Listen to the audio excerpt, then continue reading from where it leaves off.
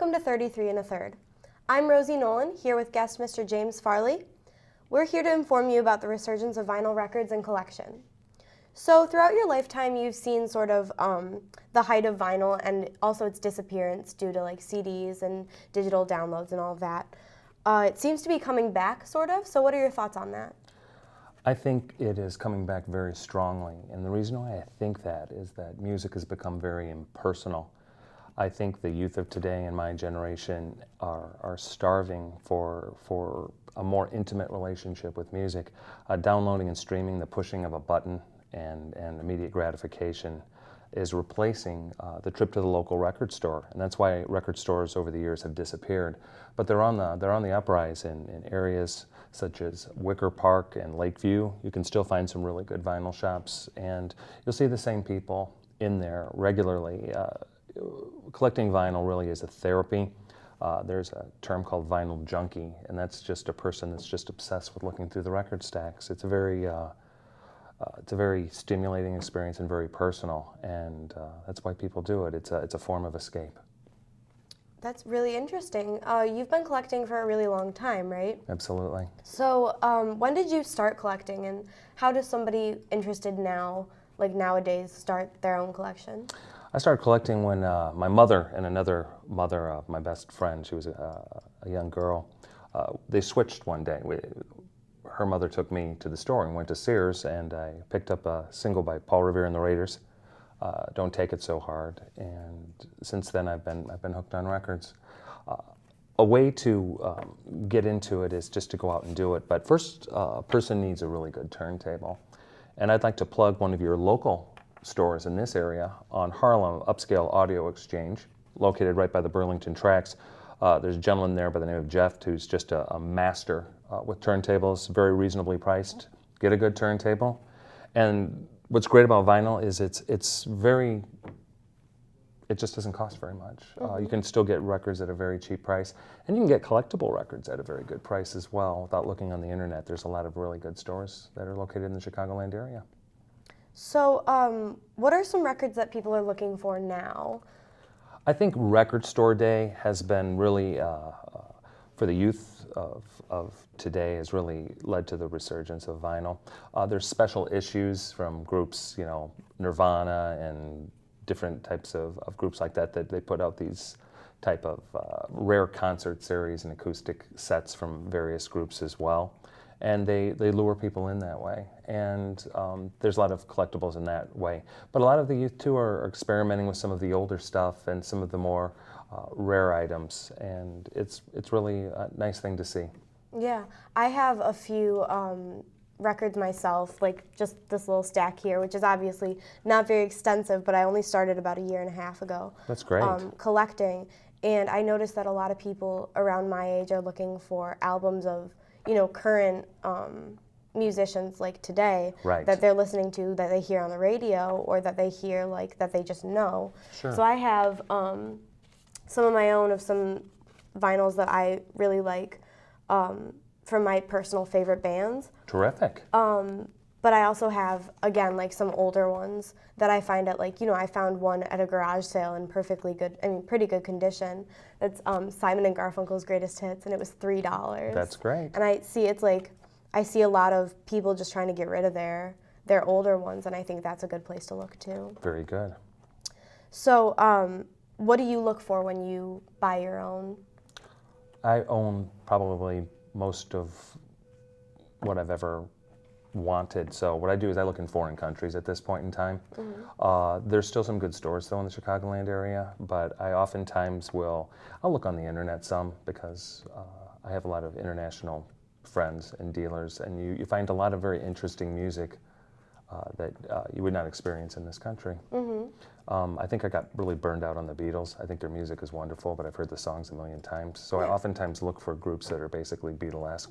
Mm-hmm. And when we do the second show today, I'll share some of those with you. They're wonderful.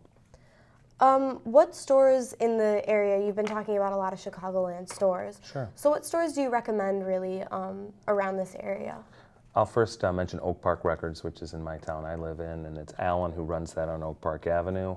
A very wide variety of vinyl, very reasonably priced, and he's really a very nice man too. really is very personal with the customers and very educational, really good guy. Down in the city, you have Permanent Records. Lance, he's a gentleman from California that came here a few years ago, and the interesting thing about Lance is he'll actually go to the record shows and update the stock in there, so it's always changing. You can find some really odd pieces there, and his group of youngsters does a really good job. They're really personable too, and they're open really late, even on Sundays, so that's great. Also, a place called Dusty Groove America, which is located on Ashland Avenue. You can find some really rare items in there too, and that's really kind of viewed by many as Chicago's premier record store. Have you ever been to Reckless Records? There's a few of them in the Chicago area. What do you think about those stores? Reckless is a decent shop. Oftentimes you have to really check the condition. They get all sorts of things in. They're not what they used to be. There's a store also I want to mention called Logan Hardware, which is located in Logan Square. And what's really great about that store, that in my opinion is the best store. If you go in there, you're going to find great vinyl at a great price, and it's just tons of it. You can be there all day. But if you purchase something, they'll give you a secret code. And in the back, they have a door that you open through the secret code, and they have throwback video and pinball machines that you can play for free.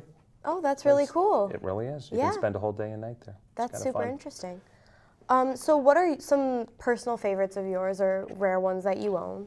I think one of my personal favorites are a lot of these albums that came out, and the biggest difference between CDs and LPs is you can find things that are just very, very odd. This is a group called Horselips, and this album cover, the company packaged it, and it's actually shaped as a concertina, which is a form of accordion from England in the early 1800s. And they packaged this. It's I think a triple fold-out, has pictures of the band, and how much money that would have cost to do that is unbelievable. And this is the group from Ireland that supposedly influenced U2. Oh, all right. Which is interesting. Also, too, another favorite of mine would definitely be a group called Blue out of Scotland, and very Beatlesque, very reasonably priced. You can find this record. It's actually on the Bee Gees label, RSO, but they don't sound like the Bee Gees, that's for sure. But it's very Beatlesque and wonderful. And lastly, I'll pull another one out.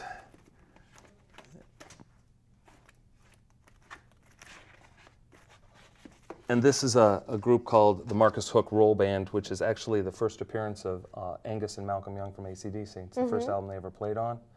And it's from George Young, who is Angus Young's brother, from the Easy Beats. Yeah. And it's what AC/DC would actually eventually become, was on this record. And it's really a nice item. That is really interesting. Yeah. So do you have any, I know that I've noticed a lot of interesting cases and type of packaging they come in. Right. So do you have any that have like really cool packaging or sleeves? Yeah, sure. There's one in here. It's from the group called the Small Faces, where Rod Stewart ended up being in this group a little bit later. But this is shaped as an old tobacco tin. This was Ogden's Nut Brown Flake, which is one of the first tobaccos in Liverpool. But the name of the album, they did a parody called Ogden Nuts Gone Flake, like they've flaked out. So it was very, very famous album cover. And one other one that's very interesting, is extremely rare, is Three Dog Night. This particular album cover in the 70s, they put a Band-Aid over it because it's actually some type of made-up doll giving birth to an LP. And they actually have it. They thought it was pretty risque even for the 70s, so they put a Band-Aid over it. But original covers went out, so there's probably a few thousand that went out. So this is just it's a very interesting concept. Yeah, that is interesting. All right, well, that's all the time we have for today. Thank you for joining me on 33 1/3. Do you have any final comments? I would recommend everyone go out and support your local record store. They're out there and they're doing good for people. So thank you. All right, thank you. See you next time.